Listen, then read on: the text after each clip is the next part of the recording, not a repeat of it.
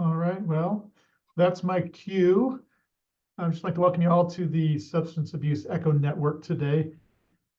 Janelle Preston, who's usually the face of this, is out. She's traveling back from Atlanta today, so asked if I would do this. As I've mentioned before, when I do these, it's like JV hour here at the Echo Networks, but appreciate the opportunity to be with you guys. Just remind you, if you will put your name and contact information in the chat, one of the purposes of the Echo Network is to make professional connections where we can then go out and reach out to people who we may have communication that we want to have with. So if you just put usually either phone number or email along with your name in the chat, and a reminder, any on the Echo Hub, if you would please put an asterisk in front of your name. For anyone who has questions, you can reach out and let us know. We hopefully be able to answer your question. We are recording this Echo session. We do keep these recordings for future use and for other people who might want to be able to review the session. So by participating in the Echo session, you are consenting to being recorded. If you don't want to be recorded, you're welcome to go ahead and discontinue the session right now. Keeping in mind, Echo is an interactive community. We expect and hope that all will participate. If you have questions for our presenter or in the case study, please either put those in chat or raise your hand. We will be answering those either during the session or at the end of the presentation. But we do want to get your questions and your comments. Keep in mind also that these case narratives that we do as the second half of this Echo session are always encouraged. If you have a difficult case that you'd like some input on, great input comes from the number of providers that are here. We come from a very eclectic background, and sometimes we'll have input that maybe you haven't thought of. So if you ever do want to do a case narrative, get a hold of either Shana, who's the one at USU IDRPP Echo, or myself, Kurt, or any of the hub members, and we'd be happy to get you involved in a case presentation. Make sure if you are sharing information that we share it in an anonymous way.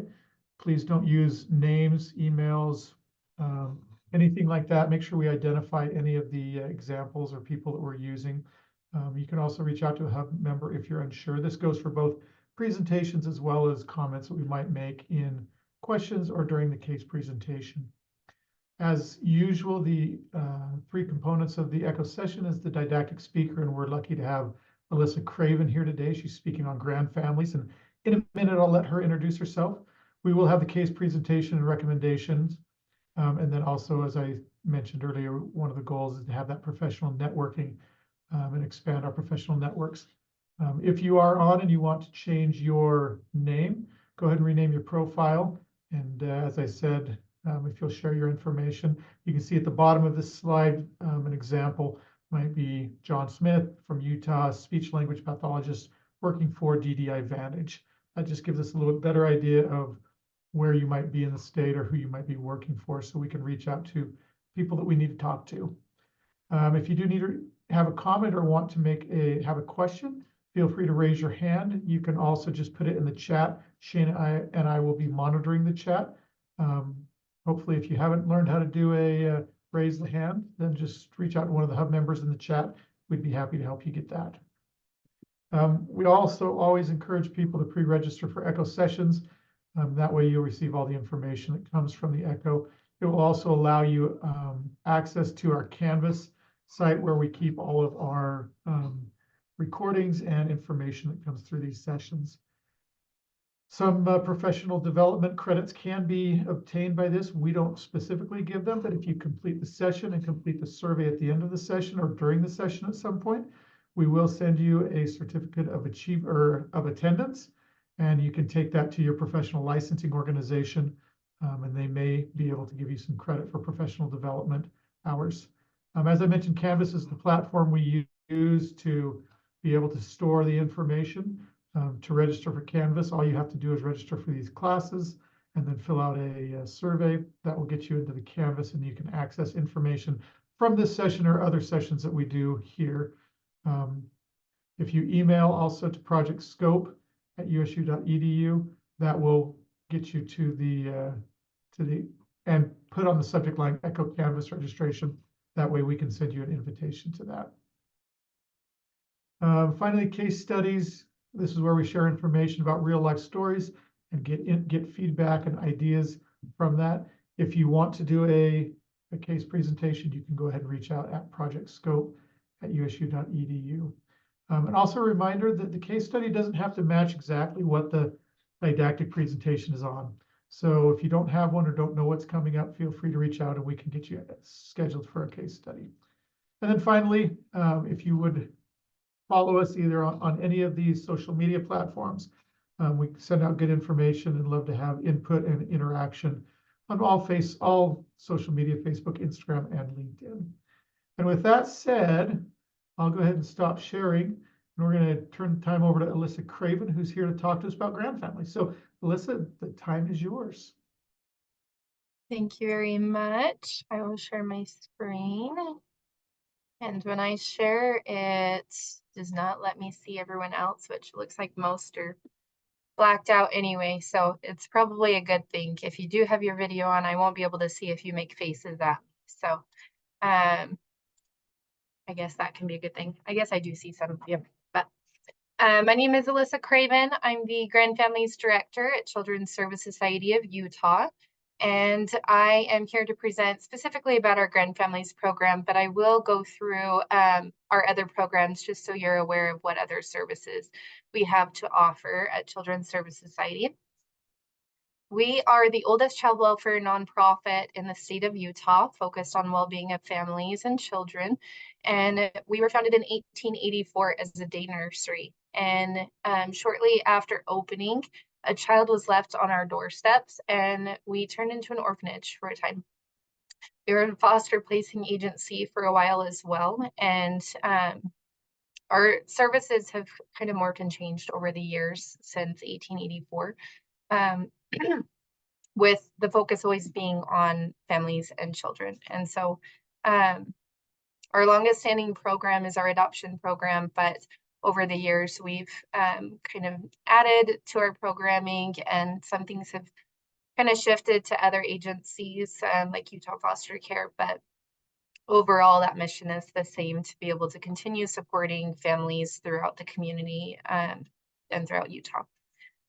So I'll go through a little bit about each of our programs, and then the bulk of the presentation will be about Grandfamilies specifically.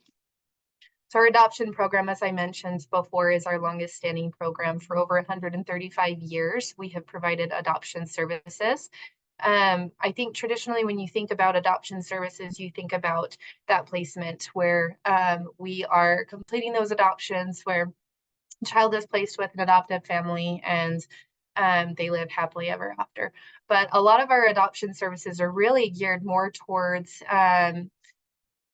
providing ethical options counseling to mothers who are seeking that assistance, whether they choose to continue parenting or whether they choose to connect with an adoptive family and to place their child.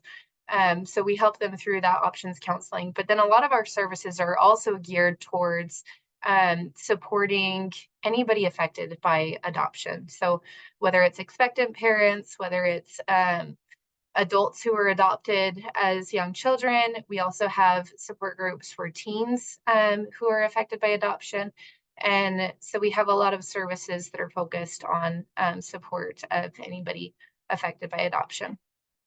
Our Care About Childcare department works with both parents who are seeking childcare services, as well as working with providers on becoming licensed, maintaining their licensing, doing quality reviews to make sure that their services are up to Utah's standards. And so that one's kind of a wraparound childcare service. We have our home visitation program, which uses the Parents as Teachers program, and they go into the home. So we have trained parent educators who will go into the homes of families of children ages 0 to 5 years old and working with the families together on parenting skills, helping children to achieve different milestones, doing the ACEs, questionnaires, things like that to gauge where the children are at and how they can help support them in their future. And then we have our newest program, which is Building Blocks, and that's a childcare center that we opened up in Taylorsville.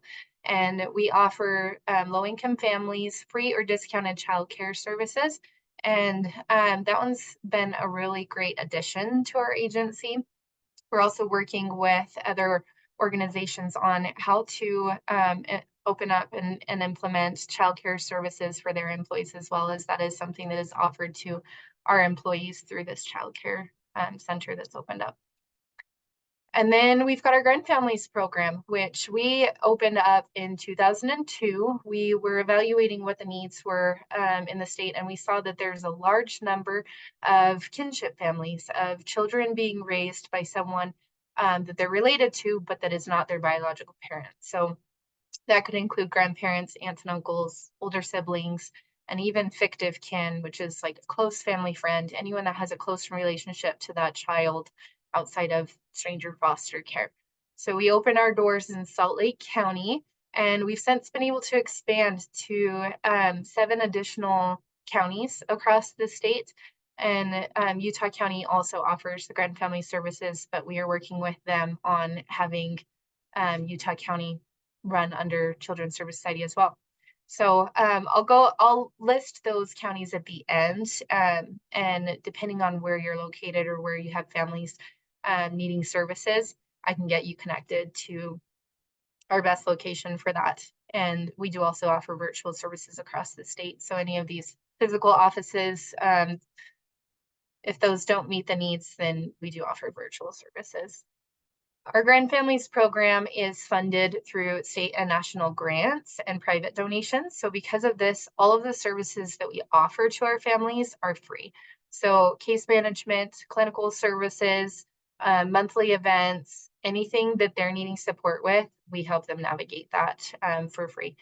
And just recently, December of this last year, we were recognized through the Grandfamilies and Kinship Support Network, which is run under Generations United. We were recognized as the first ever exemplary program for grandfamilies. And so there's since been several other programs across the country that have received this designation, but we're really excited to be designated as an exemplary program. And I can talk more about that if you have questions about that, but I won't be going too in depth into that designation. So what is kinship care? Many in this group likely come into contact with kinship families in the work that you're doing or in your personal lives. So Generations United defines a grand family as a family in which the children reside with somebody other than their biological parents, but that they are related to or have a close family-like relationship to. And there are 2.5 million children across the country who are being raised by grandparents without their parent present in the home. Sometimes there are children that are being raised by grandparents with the parent present in the home, but the grandparents still have that primary role over the children. So we support those families. We support them if the parents aren't present at all. There's a lot of different ways that we're able to support these families depending on what their situation looks like. But overall, what we found is that children who remain with family or close family friends are much better off than when entering stranger foster care. There's a lot of benefits to remaining in their family. Some of these are cultural identity, behavioral health outcomes are better, school performance is also better. There's a higher likelihood they'll be able to remain with their siblings and not be separated, and also long-term permanency. Generally, when they're entering the care of a grandparent, they're staying with that grandparent until they graduate or until they reunify with their parents. They're generally not bouncing from home to home if they are with kinship. So those are just some of the benefits that we have seen in Utah specifically, but also across the country in kinship care. So here's a look at Utah numbers specifically. This information was put out by Generations United. They put together a state fact sheet for every state.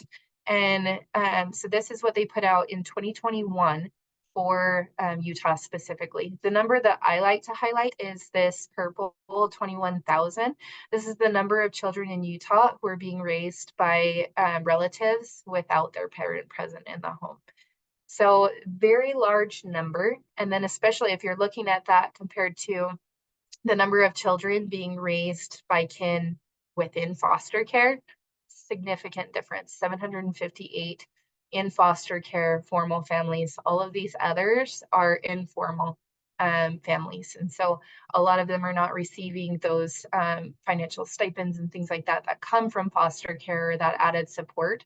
And that's why Grandfamilies was created, was to be able to kind of bridge that gap and help support those families that are not through the formal system.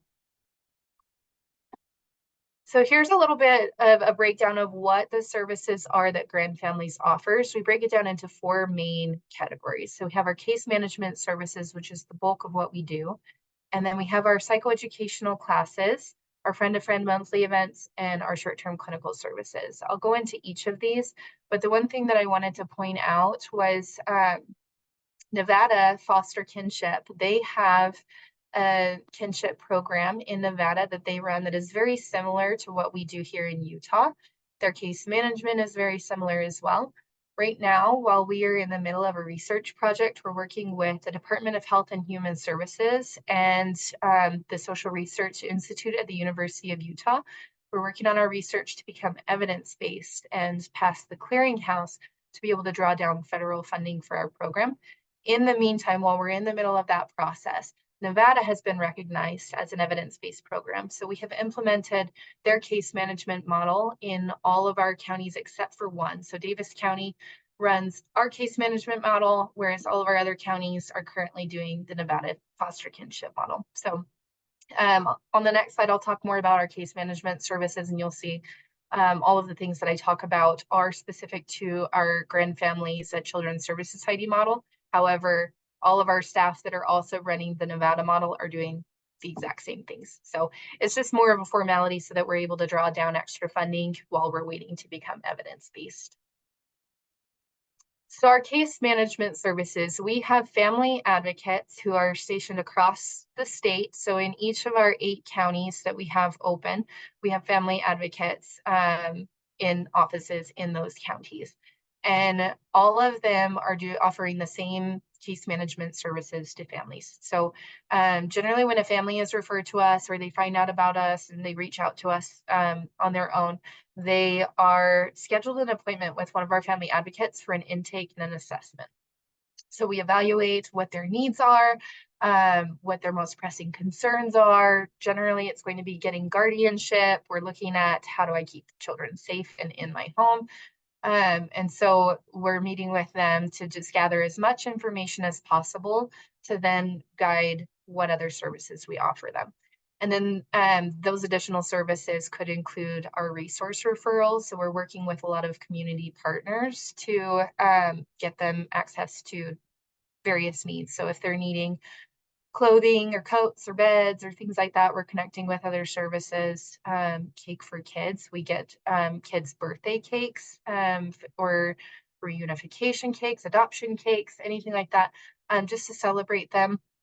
So, I mean, we have a lot of like the necessary, important, like concrete needs supports that we're referring them to, as well as more of those fun things, help them feel supported and loved. And then we also, our family advocates offer family mediation. So we'll do visitation agreements if they're working with the parents on, they want to establish kind of a visitation agreement to help move along that reunification process. We do a lot of those things as just a neutral party to sit in and help make sure that they're all getting to that same end goal. We'll also meet with community partners if they have, so let's say they have a formal case through DCFS.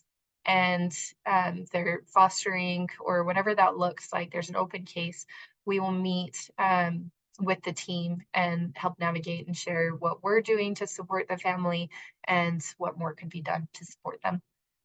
We also offer application assistance. This is one of the main parts of our case management is we're helping them navigate the guardianship application. We will follow them through the process, so helping them with the paperwork, filing, as well as attending court with them as a support. And then also assisting with any of the financial applications, Medicaid applications, things like that, that can be overwhelming for them when they're in the moment. So we help stand in as a partner with them to help them navigate those applications.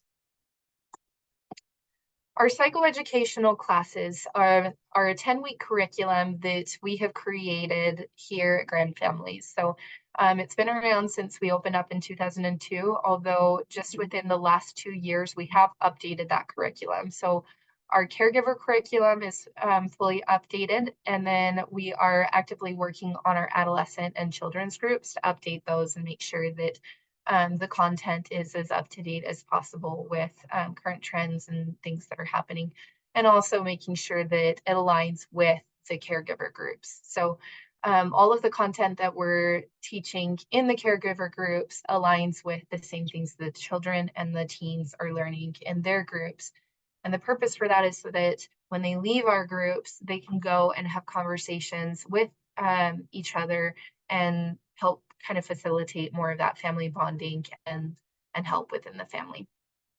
So these classes are held within each of our 8 counties, and our family advocates are the ones that are facilitating these classes. So they meet once a week.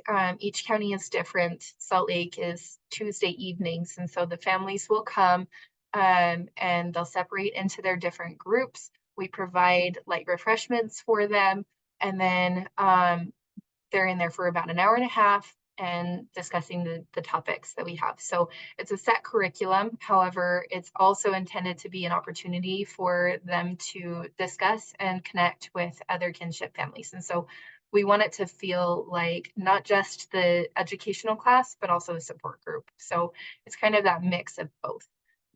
The topics that we cover in these groups are a wide range from kinship care in general, dynamics of kinship care and kinship families, grief and loss, what to expect, how to help the children through grief and loss.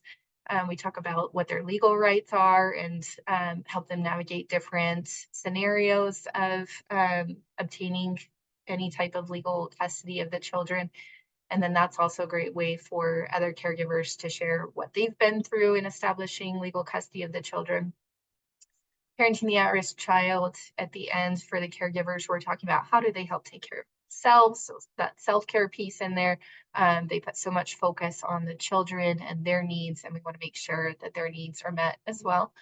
And then again, the children's and the adolescents topics align very closely with that, but we're also talking with them about identifying and expressing their emotions, healthy coping skills, how to handle peer pressure and say no. And we talk about substance use across the board because that's one of the primary reasons that the families are coming to us is because of substance use of the parents, which puts these children at a greater risk of substance use themselves. So we do take care to cover those topics with each of the groups as well.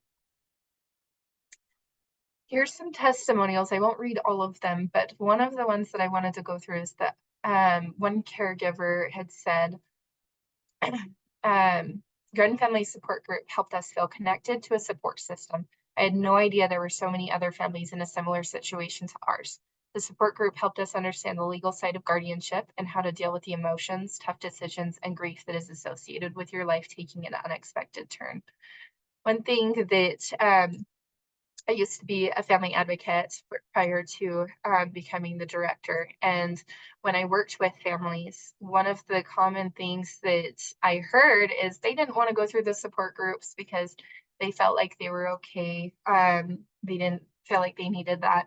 But generally, for one reason or another, we're able to get them through the groups. And just getting there for the first week, after that, we see there's no problem with getting them to come to the remaining 9 weeks. They love to come because they feel that support. They already have that connection with our family advocates, but it provides that whole other piece that our advocates don't have that personal experience as a kinship family, and they're able to get that from the others in the group. And so we highly recommend when families come through that they do participate in these psychoeducational classes, no matter where they're at in their kinship journey, whether they're just starting, whether they've already established custody, whether they've been in it for years and feel like they're pretty set. They can be the support to the others in the group. And so we see a wide range of stages of where they're at, and we want them to be able to connect and provide that support to each other.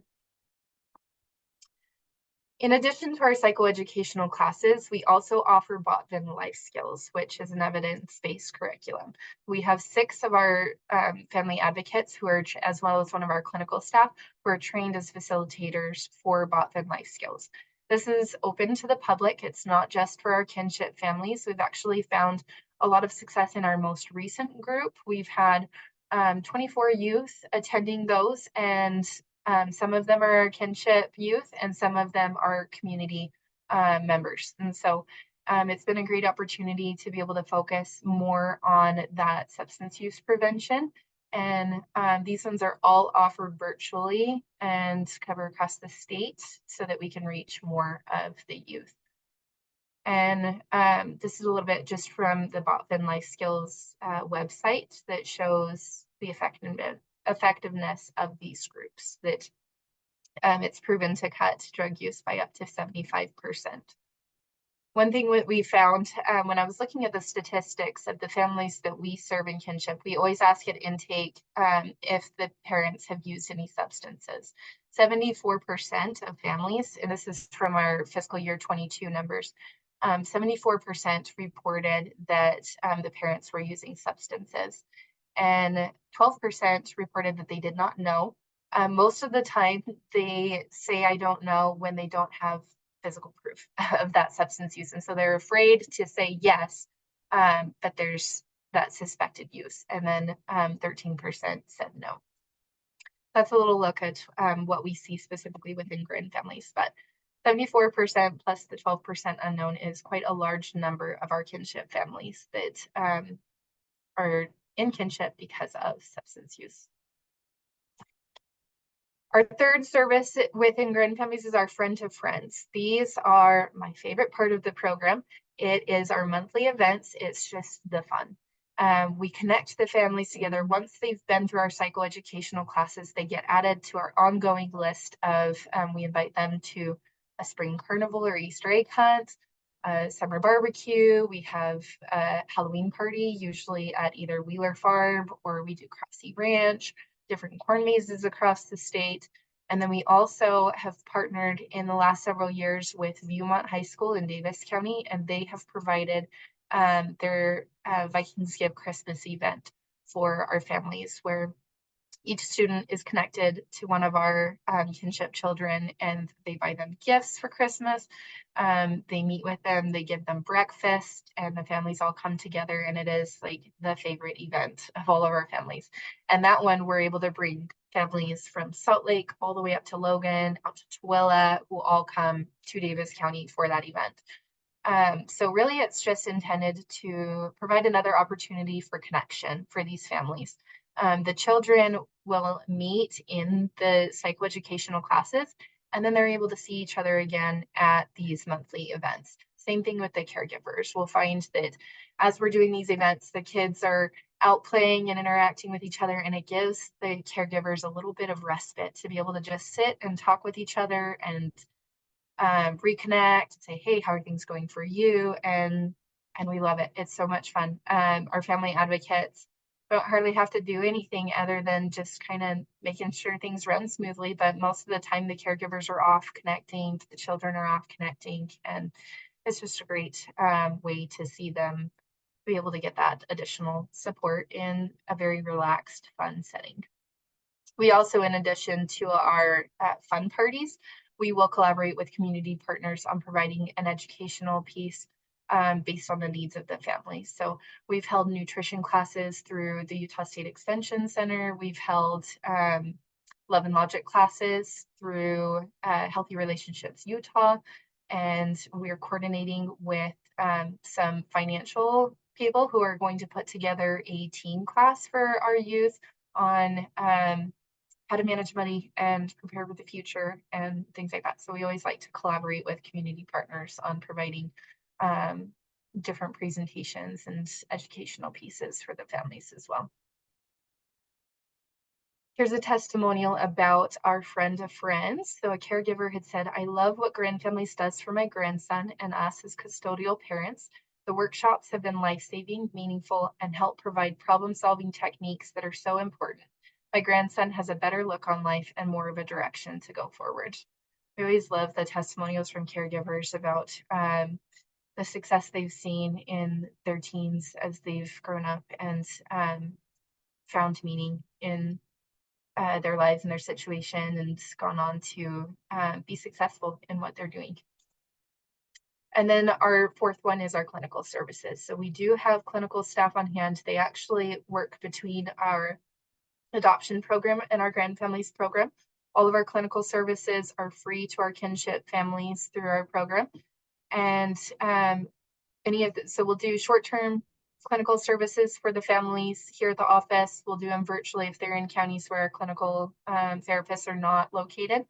But then also, if they're looking for more long-term clinical services, we make those connections with the community as well. We also help them get established with Medicaid so that ongoing they can receive additional clinical services as needed. And then these are our physical office locations. So Salt Lake, that's where we started. That's our head office, but then we're also located in Tooele, Davis, Weber, Box Elder, Cache, Washington, and Uinta. Utah County is currently served through Wasatch Behavioral Health. We are working with them on having Children's Service Society run the Grandfamilies program there. And then we will maintain that connection for clinical services, which will still be offered through Wasatch Behavioral Health. But as of right now and until about July, Utah County Grandfamilies is served through Wasatch Behavioral Health. And then again, any of the outside counties, so like Sevier County or Grand or anywhere down in like the southeastern region of the state, we do offer all of our case management, our groups, things like that through virtual means. The only thing that we have a harder time providing them in the outside counties is our friend-to-friend monthly events. If they're willing to travel long distances, they're more than welcome to come to our friend-to-friend events, but it's not always doable. So, and we do also have 3 staff who are our Spanish-speaking staff, and so all of our services are offered to Spanish-speaking clients as well. Okay, so as far as referrals, really we're very flexible on how families come to us. And so you can either, as a community partner, you can provide our contact information to whoever you're working with and they can reach out to us when they're ready. You can also provide them, you can provide our staff with their information if they've given you permission to do so, and we'll reach out to them directly if that's more comfortable for them. Or if you're meeting with them in office and you want to give us a call with them right there with you, we can do that warm handoff and we can talk over the phone with you there as well. You can even schedule an in-person meeting to come with them if they're more comfortable with that as well. So again, super flexible. They can contact us online or by phone. They can email us, however they want to connect, and we'll get them in for an intake. We don't have a wait list in any of our counties. And so generally we're able to get them in within a few days or within a week at the most, as long as their schedules allow it. So our schedules are very flexible here at Grandfamilies, and we're usually able to get them in with somebody very, very quickly. Okay, I won't read that one because that one's pretty lengthy, but if anybody wants this presentation, I can always send it through a PDF version if you would like. And then this is our contact information. So this main line will take you to a hunt where you can select which county you're looking for, and it'll direct you to that specific county. And then also our Grandfamilies email, our family advocates monitor that, and you can get connected to any of our counties through that email as well. Okay, that wraps up my portion. If anybody has questions, I don't know how we want to go about doing the questions. Alyssa, thank you so much. This was awesome. I think probably everybody on this call has somebody they know that's involved in a grand family situation. I was just chatting with you before we got on this call that a friend of mine who's in her 70s is taking care of an 8-year-old granddaughter because of things that have happened, and just what a great resource. I've got a question for you, and then if anyone else has questions, feel free to throw it in chat or just speak out or raise your hand or whatever the case is. This around grand families, what about situations where it's say an uncle or aunt or a great uncle or great aunt, where do they fall in this grand family? Is it just for grandparents? Is it for other older adults that may be out of those kind of what we consider typical child rearing years? Yeah, so our qualifications requirements are very loose. So as long as the children are being raised by someone other than their parents, we will serve them. So if it's an aunt, uncle, great uncle, great grandparents, older siblings, they can contact us just the same. We'll get them in all the same processes. Some services, for example, the specified relative grant has certain requirements, like if we're serving a family friend, which we have done. So we'll see we get an adult who is connected to the child by their child. So it's like the best friend of their son, and they've taken on the care of that child. And because it's a family friend, we consider them kinship. And so they would not qualify for the specified relative grant because they're not biologically related to the children. So some of those services like that, they won't qualify for, but our grand family services, they will qualify for. Thanks so much. I'm just taking a quick shot of this slide here. Any other questions people have for Alyssa while we've got her here? Great resource, a great presentation. Any other questions? You might have answered this, but I was wondering, do you still serve like individuals who are taking care of children temporarily, or does it need to be kind of like completed first, like if it's a child welfare case? Yeah, that's a good question. So no matter the length of time, a lot of the families that come to us are like, this is going to be very temporary. The parents are going to come and they'll reunite with them. So whatever the length of time, we'll support them however we can. So the ultimate goal is always reunification where possible and we're safe. So we're always happy to help facilitate that reunification. But if they get into it, like let's say they come and they're expecting it to be very short term, only a week or two, we'll help them with whatever they need temporarily.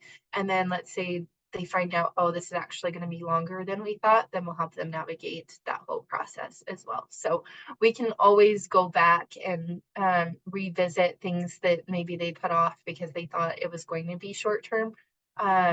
There's no, it's not a linear process in how we serve the families. We'll bounce around however they need to get that support. So however long or short term it is, we're here to help them. Thank you so much. You're welcome. Great question, Olivia. There are a couple of questions in the chat there, Alyssa. The first one, does legal status affect eligibility? No, that's a good question. So again, we have families that will come to us who have already established a guardianship or who have already adopted the children, and we still serve them as well. So even though like in an adoption, technically, let's say it's the grandparents that adopted their grandchildren, technically they become their parents legally, but they're still considered a kinship family in our eyes. And so we will still help them, even if it's just connecting to our psychoeducational classes or our friend-to-friend events or things like that. Maybe they don't need the case management services as much because they've already been through that. But yeah, whether they have any formality established or not, will help them. Perfect, thanks. And then the next question from Stephen, is TBRI, trust-based relational intervention? Yeah, that's a good question too. I believe so. I know that we at least have in the past. I'm not sure which modalities are currently used by our clinical staff, but let me put in the chat our clinical director's email address, and she can answer any questions specific to which modalities are currently used in our agency. Also along the lines of that, I do want to touch a little bit on something that our adoption and clinical team have been approved to do. So they are we are the only agency in the western region of the country who is certified to do the TAC training. So it's the training for adoption competency. And so we work with anybody who is working in adoption work or kinship work as far as supporting families clinically. It's not a modality, but it's kind of like an additional education and training on how to support kinship and adoption families through their unique circumstances. And so Tara, let me put her full name here also in the chat. Tara Romney Barber is the main one with our agency who runs that, since she's our adoption and our clinical director. But all of our clinical staff help facilitate those TAC trainings. They're in the middle of cohort right now. But if you are interested in learning more about the TAC training, then you can reach out to Tara. And I do see there's a comment that says highly recommend TAC. I'm currently in the cohort and it's very informative. So thank you so much for that review. Awesome. Other questions for Alyssa while we've got her here? Okay. Alyssa, thank you so much. I mean, not just for the group, but for me personally, I appreciate your information on this. Being up here in Cache County, I noticed that was one of the counties that had an in-person grandparent organization. So really excited to start sharing this with some of my friends that I know are in this situation. So thank you so much for sharing. Thanks for everybody who's participated. We're going to move into the case presentation. And Alyssa, you're welcome to stay on. I know if you got other things, you're welcome to go as well. But this one that we're talking about, this actual case presentation, is one that somebody gave to Janelle that we'll be sharing. It's a young person who is being raised by a great aunt and great uncle. So it actually does kind of tie into this. So you're welcome to stay, Alyssa, or you're welcome to head out. Encourage everyone else to stay on. We're going to move into this case presentation, and in a minute we'll have Shayna put us all in breakout rooms so we can kind of look at the case from a lot of different perspectives. So you guys all see my screen okay? All right. Shayna, is my screen showing up where it should? I didn't see any thumbs up. Okay, thanks. So the background on this case, it's a 25-month-old. Has been living with the current caregiver since the age of 10 months. They had limited details on the child's history prior to that time, but their niece, who's the biological mother, so this is a great aunt, great uncle, was reported to have a substance use disorder, used methadone and marijuana during the pregnancy.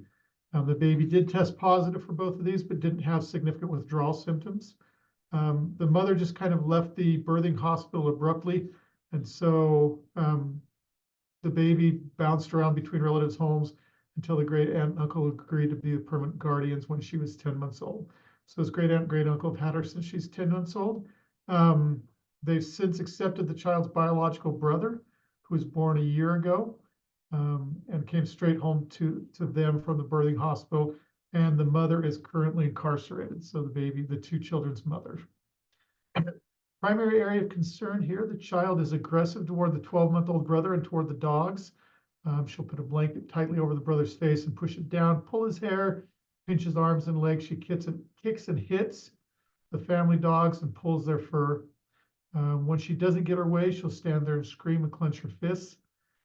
I think I've been known to do that in the past. So maybe that is something, maybe it's not. But she does have some behavior concerns when she doesn't get her way. There are sensory issues noted by the great aunt and uncle, including a dislike of getting her hair wet when they try to wash it, seeking tactile input, so pressure, touch, anytime she gets frustrated. One of the biggest concerns that they have is the frequent fecal smearing, which usually occurs when she's in her crib, but occurs in other settings as well. So the common triggers and stressors, number one, when she doesn't get her way. Number two, if others are getting attention instead of her, and if she isn't understood, it looks like articulation is an issue. So she may be trying to communicate, not getting the message across because of a poor articulation. And then also the sensory issues that will trigger some behaviors. There's a few things that they've tried. She was evaluated for Help Me Grow. For those of you who don't know, Help Me Grow is an early childhood identification for how to help children progress and looking at milestones. But the family was told she didn't qualify. Her recent evaluation, Division of Developmental Behavior Pediatrics, has been the only assessment she's received, but the team is currently working on other recommendations. The overall goal is to provide the great aunt, great uncle, and other caregivers strategies and interventions to address the behaviors, because it's affecting the way the family functions and also affecting the child's ability to reach her full potential. The strengths, they were able to complete a developmental assessment that revealed motor, communication, and cognitive areas in the average range, social, emotional, adaptive areas to be below. I'm guessing this is, it doesn't say here, but with some sort of early intervention program. The child was friendly and easily engaged for the evaluation, and the great aunt and uncle seemed to be the type of parents that would be very loving and supportive for the caregivers and advocates for the child. Here's the barrier. This is why I was glad to hear, Alyssa, you said that you provide services in rural areas via electronic or via virtual means. The family lives on a farm in a rural area about an hour away from the next biggest city, so access to services may be more challenging. As far as our community discussion, this is what we're going to ask the different breakout groups to consider, and I'll let Shana identify which group is going to identify which are going to address which question. But the first one, what strategies can caregivers employ to address the fecal smearing and aggression towards the brothers? And I would throw in there the dogs. If there's aggression toward the animals or the little brother, those are the things that the caregivers report as the most concerning to them at that time. The second one is, are there any ideas on self-regulation or sensory interventions that might be helpful? And then the third question would be, what community supports or self-care ideas can we recommend to this older retired couple who love these two kids very much but are exhausted? And I can speak to that. As I mentioned, I have a friend who's in her 70s. She and her husband, her husband's not super engaged with the 8-year-old, but they just are tired all the time. And what kind of community supports or self-care ideas can we help ask, or can we identify to help this older couple that's caring for these two kids? Great. Your group had the question about addressing the fecal smearing and aggression toward brothers. Do you want to share one or two ideas that came out of that discussion you had? Yeah, one of the main topics that we discussed was using the training that's available with TBRI. We talked about trying to figure out what's behind the behavior, instead of just dealing with the now, keeping calm, trying to understand what they're going through, I guess, and filling those, sometimes it's sensory needs, sometimes it's, it could be trauma, dealing with what they went through as infants or in utero. So just looking at, options there. Someone mentioned that you can go on YouTube and they have all sorts of videos for TBRI, that even just short videos that they could watch and gain some ideas of what they could do to help with the aggression and with the fecal smearing. So very cool. Thank you, Tiffany. Thanks for sharing that. And thank you for your group. Lisa, you had the one about self-regulation and sensory interventions. Any ideas that you might want to share? Yeah, our group has several really, really great ideas. The first one that was mentioned and got me excited, because we just had a meeting yesterday and it's getting bigger in our state, is the pyramid model being a resource for the family in regard to the self-regulation, that social emotional piece, that sensory regulation. So trying to get them information about how they can find resources on the pyramid model website even. I'm going to plug early intervention if they have not already been referred to early intervention, or maybe if they were referred earlier and decided it wasn't a right time, or they may not have been eligible at that point, to definitely consider that again at the age they are. And then the Children's Center offers child parent psychotherapy.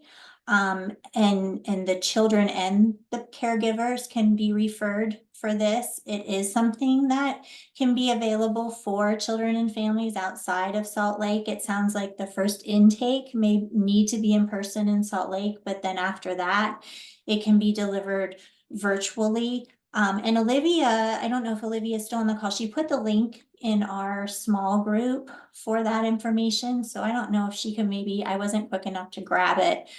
But Olivia, if you're here, maybe if you could drop the link into the chat for that resource too. And then we also did mention the TBRI in our group as well, being a really great resource for this family. That's awesome. Thank you, Lisa. And I will shamelessly plug the pyramid model as well.